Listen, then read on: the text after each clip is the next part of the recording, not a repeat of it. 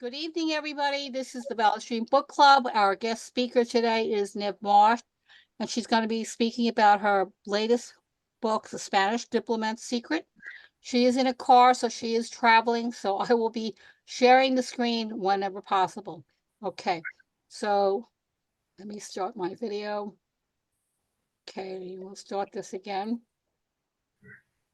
Okay, can everyone see her screen? Yeah. Okay.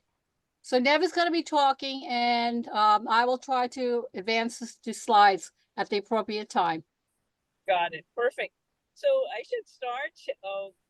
The reason I have this slide, when I start, is that the book comes with a trigger warning.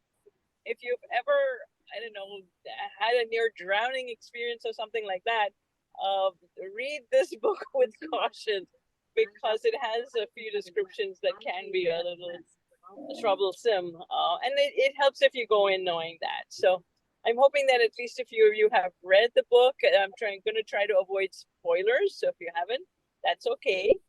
But hopefully these pictures will just, entertain you and energize you. I do a lot of research for the book, and then I collect all these photographs. So this is one fun way for me to use those photographs in my presentations. So let's go to the next slide. Okay, the agenda about me? Yes, perfect. So I'll just, go through a few things about me, a little bit about the book. This is the third book in a series. So just have a little background on the characters. We'll talk about, the real history behind the book, because each of my books does have real facts, lesser known historical facts. Let's put it that way. And they're usually based on events that people haven't heard about or maybe not realize the implications of those events. And then we'll talk a little bit about writing process, my themes, and what I'm doing next. So go ahead and let's just enjoy the photographs, right? Okay, next slide. Yep. So this is me, a rare photograph of me in a sari. I have a background actually in data analytics. So I had worked about 20 years in a pharmaceutical corporation, and then finally decided when I got laid off to do something different, and that is to go back to writing, my passion. So it turned out a few years after that, I joined a local writers club in my library, my local library. And the result of that, the work we did there, the critiques I got, the wonderful feedback, was that I ended up being the first Indian-born writer to win that award from Mystery Writers of America. So the book did very well. It was an Edgar finalist, an Anthony finalist. This is the first book in the series called Murder in Old Bombay. And I always want to tell everybody that I lost the Audi. We lost because that was the year that Barack Obama won and Stephen King. And no one can compete with that, right? But I'm so honored to be on the same docket with them. So go to the next slide, please. Yeah, I also teach. Each year I teach for about 2 months. Maybe January's, I do a 5-week course on something fun. Pretty much anything I want to study, I pitch a class on it, and Rutgers usually says, yeah, sure, come on, teach that. So right now we're going to study in June, we're going to study 5 Alfred Hitchcock stories, which means that you have to watch the movie and then we get to talk about it in class. It's the most fun class I could devise. So go to the next one. And these are online. So if you want to join, you can always look up Rutgers Osher and join the class. So this is the first book in the series. I'm not sure how many of you have read it, but it is based on a real tragedy that happened in 1892. It was never solved, by the way. So 130 years later, I come up with a fictional solution, and that was the book that won all those accolades. So this is a book where I ended up creating my sleuth, the detective, Captain Jim Agnihotri, and he investigates the deaths of these 2 ladies who fell to their deaths from a clock tower in the middle of the day. And yet, the circumstances were extremely suspicious. Their deaths were ultimately ruled suicides, but there were just so many loose ends, so many inconsistencies that we knew something else was going on. But I wanted to point out that by that one single choice, the choice of my character's name, Jim is typically English, right? And Agnihotri is typically Indian. By choosing a name of an Anglo-Indian character, I ended up having a lot to say about race and belonging and inclusion. And of course, my own community, which is the Parsi Zoroastrian community, basically the descendants of medieval refugees from Persia came to India about 1,000 years ago. And that community is called the Parsi Zoroastrians. So I ended up having a lot to say about them too in the book. So go ahead to the next slide.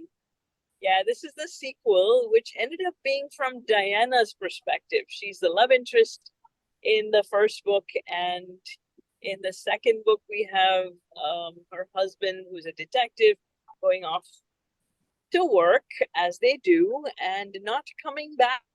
So after 5 weeks, she gets panicked and ends up pushing herself into the investigation. And we learn that she's a little bit of a sleuth too. So now I have a couple of Nick and Nora kind of detective duo. The next, please. Oh, the in the series, and it was so much fun to write. So this is a locked room mystery, really. It's on a ship. There's a crime that happens. A Spanish diplomat ends up getting murdered, I think, in chapter 2. And the rest of the book we're trying to figure out with Captain 4, which is the precursor, the few years before the Spanish-American War over Cuba. That's the war where Teddy Roosevelt, made his mark and became a bit of a hero. But here we have Captain Jim. He's got to solve the mystery in 6 days. Why 6 days? Because that's how long it takes to cross the Atlantic. And he needs a solution before they arrive because tensions between the countries are pretty high right now at that point. Remember, the US is not a power at this point. The US is a very new country and really just growing, but doesn't really have much military power or certainly sea power at that point. So there's a ship, there's a Spanish diplomat, he's dead. And poor Jim has to solve the mystery, but he's seasick. So this was just a lot of fun to write because it allowed Diana to then step up and do the things that the poor detective can't. Go to the next slide. Okay. It's not yet showing up for me, but maybe in a second. Oh, here we go. Yeah. Oh, right. So this is just the sequence. I do have a fourth that I'm writing right now, and that it tentatively the title will be The Silversmith's Puzzle, in which the couple goes back to India. So in the first book, they're in India. The second book, they're in Chicago. The third book, they're on a steamship going to Liverpool. And in the fourth book, they go back to India. And of course, you've got to think about why they would go back. And it's, of course, to rescue her brother. So we'll talk about that in a bit. Please advance. Next slide. Oh, here he is. So I really don't know who this sweet gent is. He's probably a World War II soldier, like from the uniform. He's clearly not from the 1890s, but the expression on his face is what made me think of Captain Jim. So, this is I collect photographs on Pinterest and so on. And this is my, what I thought closest that I could come to what he might look like. He looks fairly English, really. So he invalids out of the British Army. We learn a few things about him in the first book. That he's an orphan and that he's an Anglo-Indian, and His mother left him in a mission when he was very young, and she died. She had tuberculosis and she died. So he really doesn't know much about civilian life at all. But he essentially gets adopted by his clients, by the people who have hired him, and of course falls in love with the entire family and gets into a whole lot of trouble. So go ahead to the next slide, because he falls in love with his client's sister. And again, this lady, I think, is actually an Australian pioneer, but she's from Pinterest, and it's the steely look in her face that attracted me to this picture. She's quite a determined young woman. So Diana is an heiress at the time. The Parsis were doing quite well in British India. And she has an English education. She's a little spunky, also a little impulsive, because she's only 22.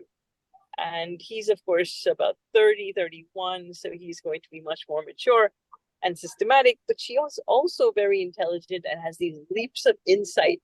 And that contradiction to me was quite interesting. The next slide, please. Sorry, I went too far. No, that was fine. Yeah, go back a little bit. I think you've gone quite far. I'm not, am I going to? I think I may. back. Okay. Yeah, this is fine. Yeah, so yeah, here we go. Yeah, the setting fascinated me because steamships had just really come into vogue. You know, they had been around for a while, but finally you had a commercial transatlantic service. And so recognize this ship has got 3 masts, and it's also got 2 funnels. So 2 funnels means that it's a steamship and it's going to be coal fed. But they also did have masts, because if you had a good gale going, you could cut off the boilers, and it was a very eco-friendly way to sail. Later ships stopped having the masts. This is almost the last few ships that had the sails. So there's a problem. When you have sails, you have to have sailors. And so they did have sailors on board, and they had to have a place to house them and so on. And in this little ship, you had 1,000 people, roughly 500 first-class passengers, another 200 maybe second-class passengers. You could have had up to 800 steerage, but they didn't stuff them that full. This was generally a transport for first-class passengers. And there were twin ships, the Umbria and the Etruria. I learned so much about ships and maritime history and so on. And you're going to hear a couple of stories about those things from me. Keep going, one more slide. Here's what a ship would look like with all its sails unfurled, right? It's not a steamship because there are no funnels, but I just thought the photograph was lovely. Next slide, please. Okay, so this is a very early infographic. The red arrow towards the right-hand side, that is, you don't have to read this. It might be way too small on your screen. The red arrow shows that the Umbria and Etruria were quite large for the time, and the ships were getting larger. So the size of the ships is based on, you can turn this off, you can, the size of the ships is based upon how much water they displace, and this was 8,000 gross tons, so quite big for the time. But just in contrast, 20 years later, you have the Titanic at 46,000 gross tons, and today's ships are roughly 133,000 gross tons. So now it seems quite small, right? 8,000 gross tons. So quite small to have 1,000 people on board. Next slide, please. Yeah, I used this deck plan. Don't worry, you don't have to read anything on the slide. It had 3 passenger decks and then 2 decks below that for the holds for the engines and the rest of it. But I studied this closely because I needed a place for the murder to happen. It needed to be a place that was public, but also less frequented. And in the top right of the picture, there's a circle in the upper deck, and I decided to have the murder happen in the music room. So this was just so much fun looking at how the cabins are laid out and the corridors and how there would be night stewards, who would have been there, who would see people passing, things like that. Okay, next slide, please. This is again another cross-sectional view, just how they would have stored materials and where would the coal go and so on. But it's too much detail. Let's go to the next one because there's some nice stories coming. Oh, these beautiful posters. So Cunard really started marketing these ships. So now anytime you see two masts or three masts and two funnels, you'll know that they were really marketing the Umbria and the Etruria. And ships used to vie for who could be fastest across the Atlantic.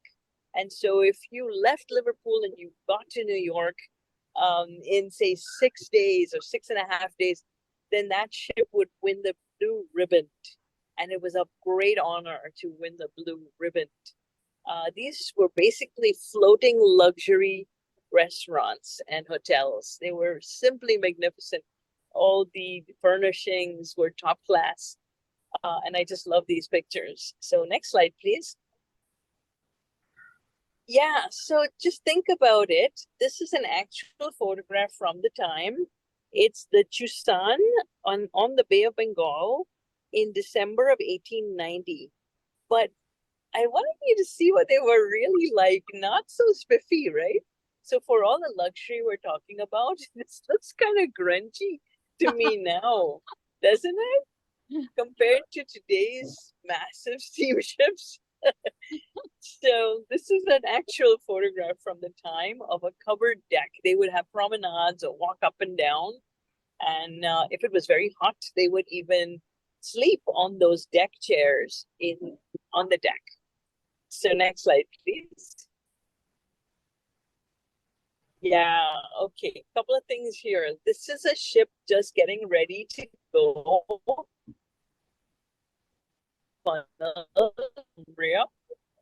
People alongside in their lovely hats and all the lovely vintage clothes that we would consider vintage today, and see how close they are to the ship. They're getting ready to board. But on the right-hand side is a storm at sea. And so if you look a little closely at this picture, there's a story here. In the background, a ship is going down. You can see it. Yeah, it's sinking. And so this ship, why is everybody not at the railing, gripping the rail in horror? Some people have their back to it. And the reason is the wind. The wind is whipping their clothes. So if they were facing in that direction, you can imagine the spray stinging their eyes. But ships did go down. This is a very real danger. And that's the reason why everybody came to see you off at the dock when you were taking the ship. It was a common thing for ships to depart at midnight. And a midnight departure or early morning departure meant that your friends and family got up and came to see you off at the ship pier, at the dock. Because again, the danger of these shipwrecks was very real. Next slide, please. Oh, this is a story that really happened. A collision at sea, believe it or not, they did collide. In the great big ocean, they still managed to collide, mostly because when they were coming into a harbor, like New York Harbor or Liverpool, that there would be a fog, there could be a fog, and these high-powered ships frequently were too fast to see well. So by the time the staff or the sailor on the crow's nest called out ship ahead, they were already into that ship. And here you can see the Umbria had cut this other cargo ship, the Iberia, into two pieces. On the right-hand side, the quarter actually floated off and sank. And the left-hand side is the cargo ship that took severe damage and ultimately sank. But the Umbria, the newer ship, didn't even shake. It slammed into this cargo carrier with its steel prow, cut it in half, and most people on board were not aware of it. they did stop. The captain knew that they had hit another ship. He took on board the sailors from the Iberia, so there was no loss of life. They turned back to New York Harbor, dropped everybody off. They actually had somebody come in and take a look at the prow and beat out a little dent that had happened there. And then they continued on their voyage. And the Iberia sank. It took a couple of hours, but all the cargo was lost in the harbor. So this did occur, and this is one of the tragedies which didn't have any loss of life, but it was quite scary for passengers and crew alike. And there was a big debate at the time of whether these very fast, they were called greyhounds of the sea, whether that they were safe and whether that was a good idea to be that fast. So this is discussed in the Spanish Diplomat Secret a little bit as well. Keep going, next slide. Okay, so what are they up against? They're not up against a turtle. I just like the picture and his expression. I like the turtle, curious expression. So that's why he's there. Next slide, please. Okay, on an ocean voyage in 1894, you might encounter. These are some of the things in the book. Seasickness. Poor Captain Jim is seasick on day one, on the first page of the book. There is a situation of man overboard, actually a couple of times. I'm not going to say more because spoilers. No spoilers, so we'll skip that. Because it's a transcontinental trip, there's going to be Europeans on board. So an international set of suspects. And then, of course, because of the time period, there's intrigue. The Spanish diplomat, who is he? What did he do? Old grudges. Oh, yeah, lots of old grudges in this book. And storms. That is, the Atlantic storms are pretty severe. A looming deadline because 6 days to reach port. And then there's missing treasure. And then there's a locked room. And then there's a closed set of people because the murderer is on board. And something occult is going on. I think I just had so much fun. I kept throwing everything into this book and just having a whale of a time with it. It was just delicious. Okay, next slide, please. Yeah. So this is the victim, and he is a real person. His full name is Don Juan Nepomuceno de Burrial. That's his full name. He was, in fact, the governor of a city of Bilbao, and that's in the Basque region, which is also an area that Basque and Catalonian independence had been an issue for a long time. So you had revolutionaries from both those areas. He came from a military family. His father was the head of the army of Spain. He had quelled multiple revolutions. This guy, by the time he was 30 years old, he had had like numerous commands, and he actually was a governor or a head of the garrison in Spain. Spanish garrison in Cuba at the time of the Virginius incident. So again, I'm not going to tell you much more, but you can look up the Virginius incident because it is the secret at the heart of this book, and it really happened. Okay, next slide, please. So you can see with that kind of history, there were a lot of people that would have wanted to kill him. The only question is who actually did it, because he had so many enemies, right? Having quelled the rebellion and so on. But who actually did it? So we might have gambling room, the gamblers in the smoking room, or the captain and the first officer. Like, why wouldn't the captain just give the job to his first officer? Why enroll a civilian, a stranger, to solve the mystery? So questions there. There are the staff, there are the passengers. They're playing quoits in the top right corner. They're playing quoits and continue as if nothing happened. Meanwhile, there's a wealthy financier and his wife on board. And then there's a crew who don't much mix with the passengers, but might be holding a grudge. Lots of suspects. Next slide, please. So I'm going to talk a little bit about how I construct here. Next slide, please. The theme here is really at the heart of this book. So start at the bottom of the page, okay? I usually start with the situation. Now, in this case, Jim is on board a ship, and the one thing he needs is stability because the floorboards keep moving under his feet, and he needs stability. But there's also a question about their relationship because, sorry, just give me 1 second.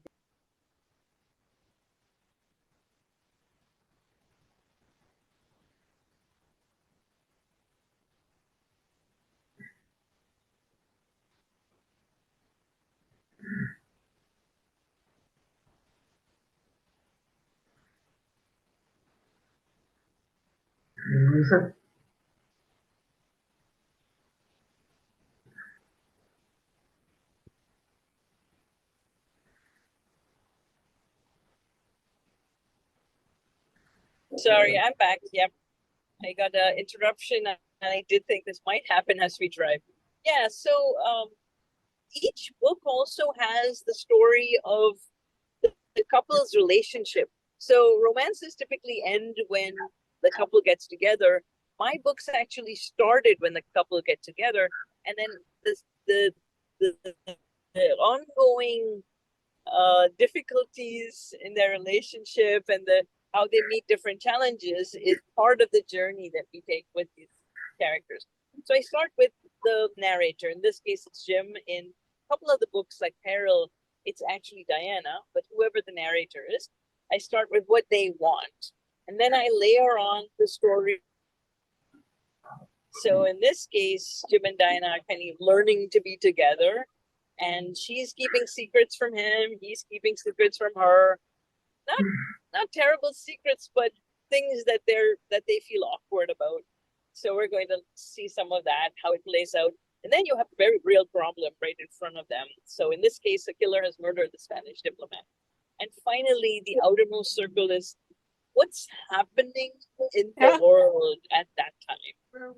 And this is the time when it's just a little bit before the Spanish-American War. Sorry, were you saying something, hun? No, it's all right. No problem. Okay, so we have all these things happening at the same time. And then I have to tell you, every culture has got some superstitions of the sea. So I threw in a lot of those as well, because they were just too much fun to resist. And you're in the ship without wireless. Yes, thank you. So if you're in a ship without wireless, there are going to be some strange things happening, and you don't know what's happening in the rest of the world. So it's a very interesting place to be. This is a quote from a favorite author of mine. His name is Baman Desai, a lesser known author, but he has more than three, but these were three beautiful books, the covers that I've displayed here. And the reason I have this is because of how he and I have a similar worldview. He says it's easy to show things going wrong, difficult to show the way back home. But such are the novels that I admire most and attempt to emulate. He said he's not fond of 1984, The Handmaid's Tale, or even Madame Bovary for the same reason. They show the world crumbled or crumbling, but not how it might be uncrumbled again. So he says they work as cautionary tales, but I want credible, well-earned, hopeful endings, and so do I. This is what I aim for, a credible, well-earned, and hopeful ending. So next slide, please. Yeah, so we are 3 books in. 4th book is coming up in May. I have to turn it in. But every now and then I have a little bit of a story that doesn't fit in a book. So I create little short stories.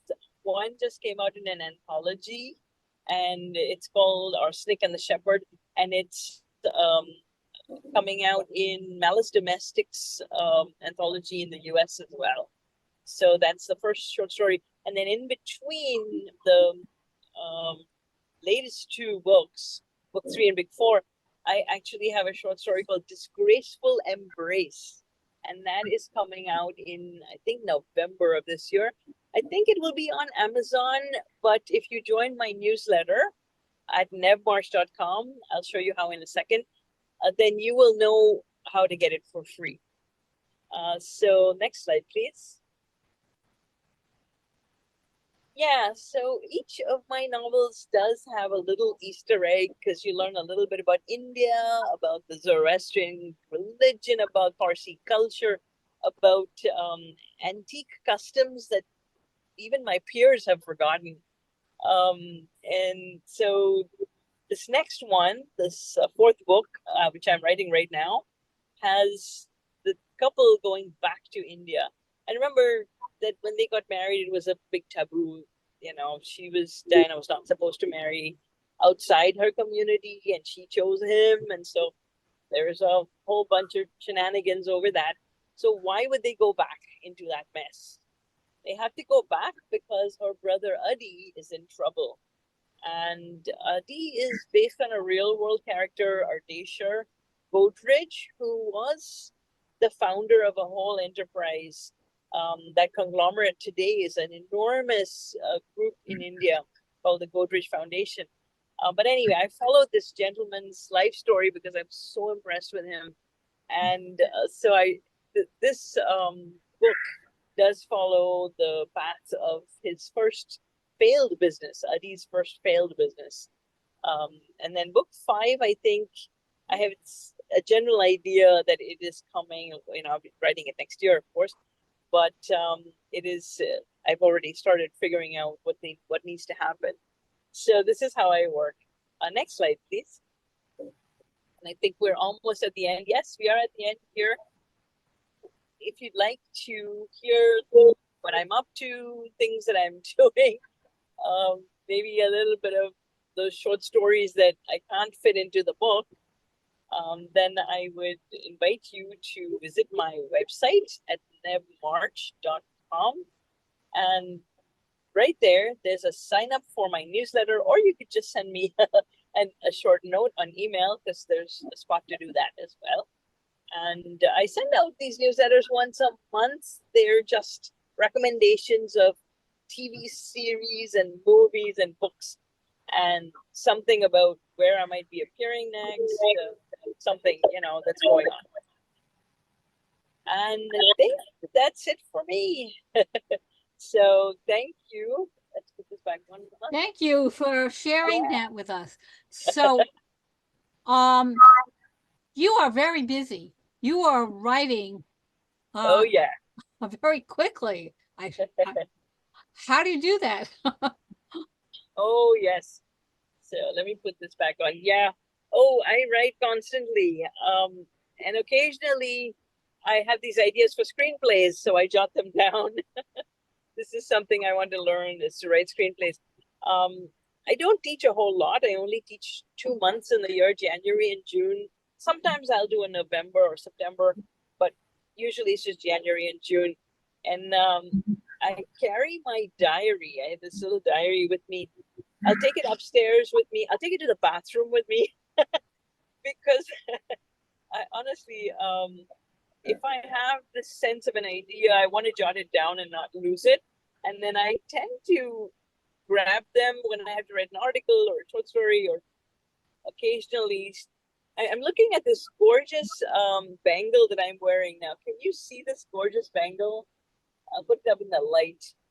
And it just occurred to me that in book 4, there's an opportunity to do something with the goldsmith, because there's a goldsmith and a silversmith both in that story, in that novel.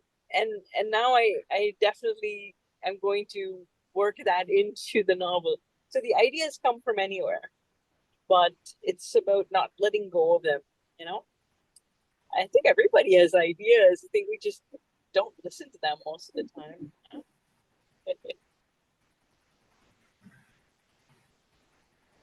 Does that help answer your question? How do I manage? I record everything. But you said that your writing career is though still fairly recent in your life. Yep, it is still pretty recent. So, I started writing full time maybe really 8 years ago, but my first book was only published in 2020 in the middle of the pandemic. So I love presenting. I have a whole corporate career. I was doing presentations, 2 times a day at least. So it's really not that different. And this time I get to pick all my own slides and, have fun with it. It's just been a blast. It's been so much fun. I did have to learn a lot about creating a website and sending out newsletters and even social media. I hired a 25-year-old to teach me how to use social media so I could, just expand my reach a little bit. But this has been a fun career.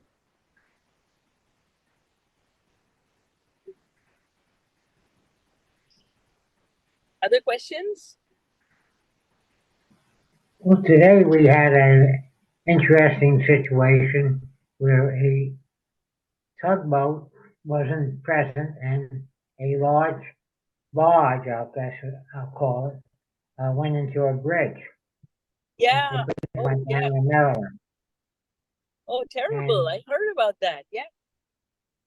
the most interesting part was that they couldn't stop it because of the size and the forces that were on this bridge knocked down an abutment, I guess, that held up the whole bridge. And the reason it was able to do so was it appears that the bridge was built about, let's say, 50 years ago, and the ships were much smaller, and didn't have the force that could be exerted against one of the abutments that were holding up the bridge. So we're Yeah. watching now on television what's going on, and Yeah. it'll be interesting how the governments get intertwined on this thing, and Yeah. Yeah. why. Absolutely. I remember thinking, oh my God, ships don't have brakes. They do not have brakes.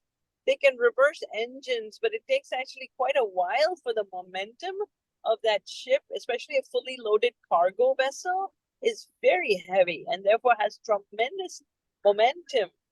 And I'm not surprised that it could cause that much damage because, yeah, as you pointed out, the bridge is built for a time when the ships were smaller and now they are just enormous, especially the cargo carriers. Oh, yes, I did hear moment, that.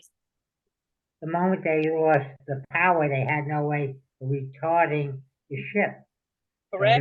the real question is, had there even been a tugboat, it wouldn't have been able to do anything. And here you got these major ports that are going to get bigger and bigger ships in. This is not going to be the biggest ship.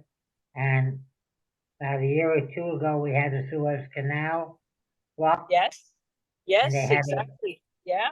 now they're worried about whether they have enough water in the Panama Canal or else. Yeah. All this seems to be a new area uh, to think about what's going on internationally.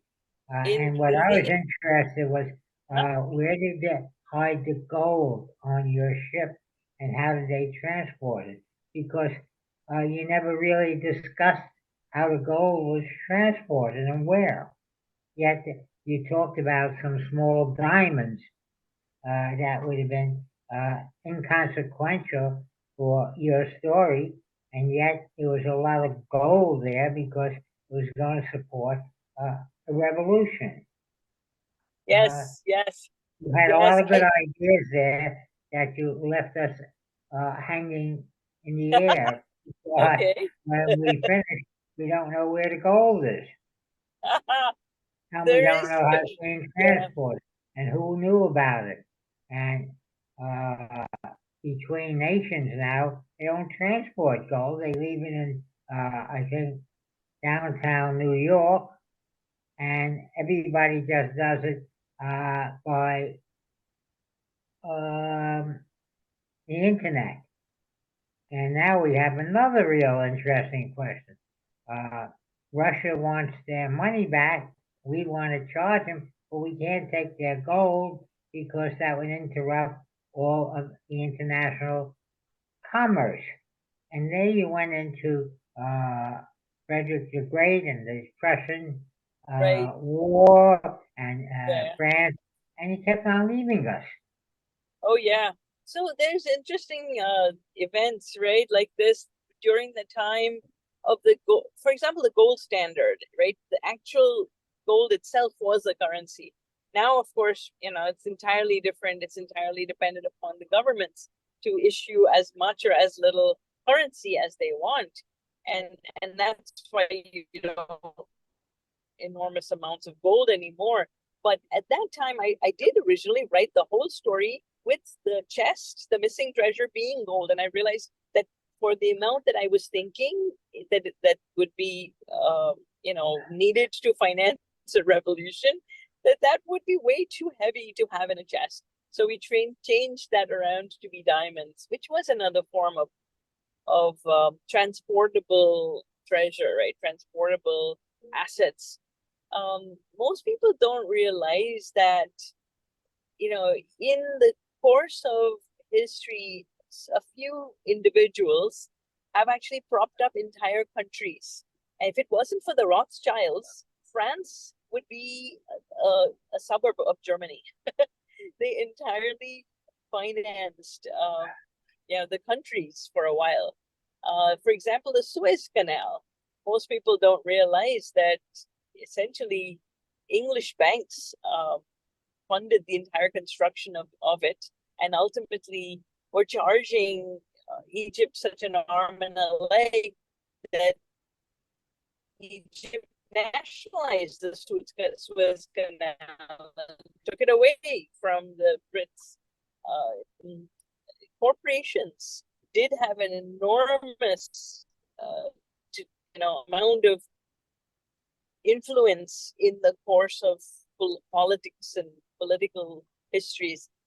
In fact, Haiti, one of the most tragic stories that I learned in the course of my research was that of Haiti. Haiti is poor not because the people are lazy, not because of tragedies like floods or famines. Haiti is poor because for 122 years they paid a ransom to France. So how big was this ransom? It was $95 million, which was equal to 5 times the national budget of France. Okay, at that time, and they just ended up finishing that loan. They had to take loans to pay the ransom, and they ended up finishing the payments on the loans only in the 1950s or 60s. So the Western world, impoverished Haiti deliberately over 122 years. Well, why did they have to pay the ransom in the first place? Well, they did because you had a king of France that sent battleships to make Haitians into slaves. And the king of Haiti essentially fought them off and said, all right, we'll pay you to not make us slaves. And that's where the ransom came from. So, you think back, okay, some of these countries are impoverished and poor and destitute and, don't have technology and education and whatnot. We made that happen. The Western world made that happen. We deliberately did it over 122 years. So, and why do I say we? Because American banks were very much part of this. They were charging Haiti interest rates. Facts of history, and one has to accept them, good or bad, right?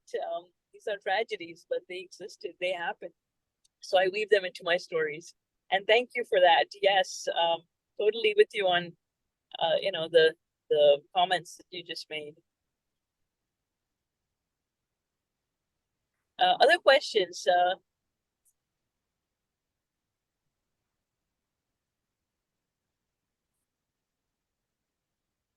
Thank you very much for You're the welcome. information.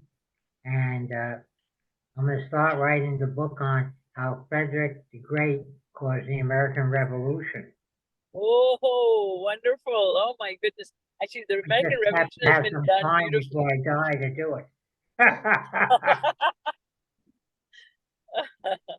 That's an interesting idea there, right there. Thank you. Because the English had to pay back the loan that they got from Frederick the Great, Indeed. Prussia. Yep. That was the whole thing. And unfortunately, we only have one book in our library that has Uh, the interesting part of Frederick the Great. Do we still have it? I'll have to say, okay. Question for you. cool. Are you making, you seem to have a little of a feminist outlook for Diana? Oh yeah, absolutely. Diana is very restricted by the rules of that society. And you know what? Historical fiction is may look like it's about history, but it's very much about today. So that character in the Spanish Diplomat Secret, Dora, I was writing this book when Roe v. Wade went down, right? It was overturned. So Dora is very much a product of a situation that could well happen today. You know, it was spawned by that reaction to the decision.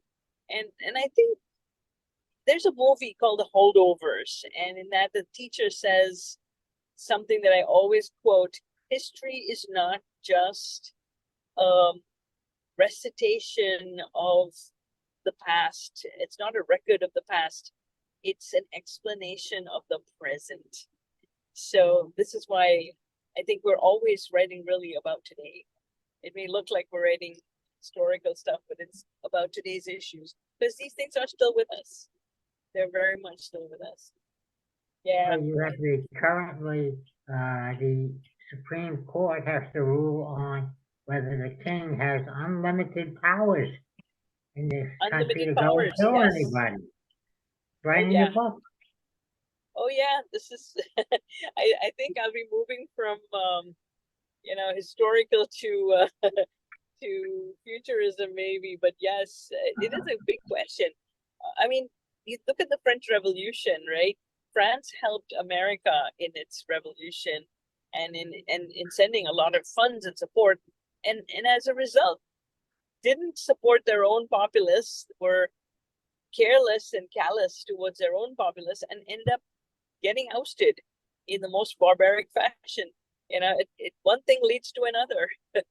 It is an endless chain of events, an immutable chain Since of you know events. about that, did we ever pay back the French government for the loan that we took from them? I do not believe we did because the rulers had been beheaded by then. So who would we repay? Hey, Right? that was the question. Yeah, She's yeah, quite knowledgeable as I am. yeah. These are good questions. I'm not sure. I honestly don't know whether we ever repaid the loans that we took from France. I know Benjamin Franklin was out there, trying very hard to get funds, and ultimately, I think it was Dutch financiers that did You got support. it. It was the Dutch that gave It him the was money. the I was Dutch, going to bring and that out to you. and then the Dutch ended up coming to New York and buying up property left and right. You had the original 500 families. So the past is very much with us. In the Vanderbilts, right? Where did that money come from? It's right there. It's all the ancestral, the wealth that came from there. Yeah. You tried writing a historical novel? Just went through them. I'm sorry I missed that. Can you repeat that question? She wants to know if you're going to write Sorry, an please. historical novel. A historical Novel.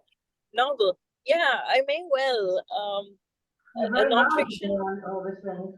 Oh yeah, a nonfiction, you mean? Yeah, so Eric Larson is somebody I totally admire, and he does exactly that. He writes he writes nonfiction, historical novels so well, they read like fiction. They read like fiction. So we're actually studying Thunderstruck in June, I'll be doing that novel. It's a historical nonfiction novel, but we'll do it in the course of 5 weeks. We will cover 1/5 at a time and digest what he's telling us about Thunderstruck, about the time. It's about Marconi, the inventor of the wireless. Remember, these ships didn't even have wireless until the 1900s. And then at the same time, he's telling the story of a criminal who ran away with his lover and was caught because of Marconi's invention. But the inspector, the detective, is actually very sympathetic towards the crook and his lover. So it's an unusual twist on the usual, trying to catch the villain. Here, the inspector actually felt sympathetic towards the villain. And the villain,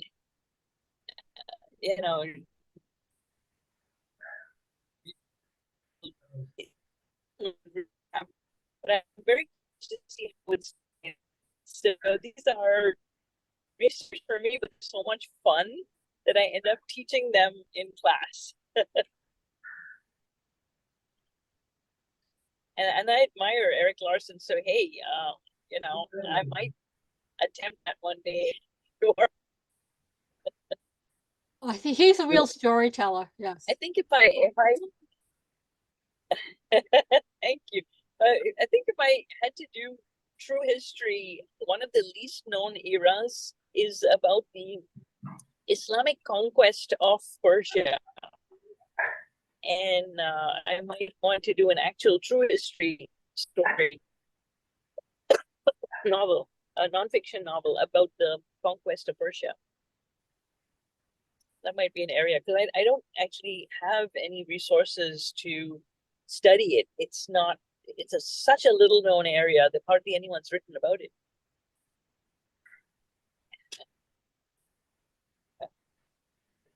What Well, else? we're involved in another revolution lately, and Supreme Court today was terrified of it. And it's interesting if you take the 3 decisions, the third one that's coming, that they just punted because they said, we're not going to handle it. And I think we ought to do that in the library, work on that as a project. Yeah, well, the Supreme Court is quite a problem, in quite a difficult state these days.